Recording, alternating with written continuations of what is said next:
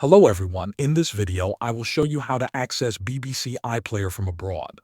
First, you need a VPN. A VPN hides your real location and gives you a different address online. Choose a trusted VPN that works well for streaming. Popular options include NordVPN, ExpressVPN, and Surfshark. Make sure it has several servers in the United Kingdom. Next, download the VPN app.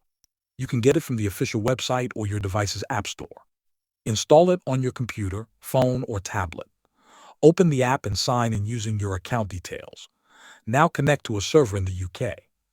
In the VPN app, look for a list of countries and choose the United Kingdom. Wait until the connection is active. Once connected, your device will appear as if it's located in the UK.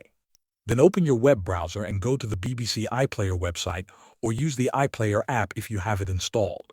Sign in with your free BBC account. If you do not have one, you can quickly create one on the site.